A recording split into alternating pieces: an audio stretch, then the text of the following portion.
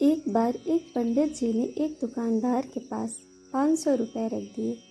उन्होंने सोचा कि जब मेरे बेटे की शादी होगी तो मैं ये पैसा ले लूँगा। कुछ सालों के बाद जब पंडित जी की बेटी सयानी हो गई तो पंडित जी उस दुकानदार के पास गए, लेकिन दुकानदार ने नकार दिया और बोला, आपने कब मुझे पैसे दिए थे?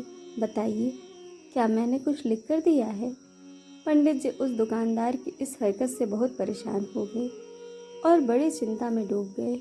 फिर कुछ दिनों के बाद पंडित जी को याद आया कि क्यों न राजा से इस बारे में शिकायत कर दूं, ताकि वे ही कुछ फैसला कर देंगे और मेरा पैसा मेरे बेटी के विवाह के लिए मिल जाएगा।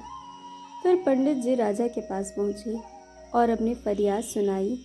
राजा ने कहा, कल हमारी सवारी निकलेगी और आप उस दुकानदार की दुकान के पास ही खड़े रहिएगा। दूसरे दिन राजा की सवारी निकली। सभी लोगों ने फूल मालाएं पहनाई और किसी ने आरती उतारी। पंडित जी उसी दुकान के पास खड़े थे। जैसे ही राजा ने पंडित जी को देखा तो उसने उन्हें प्रणाम किया और कहा, गुरुजी, आप यहाँ कैसे? आप तो हमारे गुरु हैं। आइए, इस बग्घी में बैठ जाइए, आपको घर छोड़ देता हूँ। वे दुकानदार यह सब देख रहा था। उसने भी आरती उतारी और राजा की सवारी आगे बढ़ गई। थोड़ी दूर चलने के बाद राजा ने पंडित जी को बग्घी से नीचे उतार दिया और कहा, पंडित जी, हमने आपका काम कर दिया है, अब आगे आपका भाग्य जाने। उधर वो दुकानदार यह सब देखकर हैरान था कि पंडित जी की तो राजा से बहुत अच्छी साठगांठ है, कहीं वे मेरी शिकायत ही न करा दे।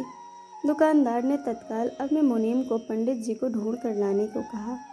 पंडित जी एक पेड़ के नीचे बैठकर कुछ विचार विमर्श कर रहे थे। मुनीम जी बड़े आदर के साथ उन्हें अपने साथ ले आए।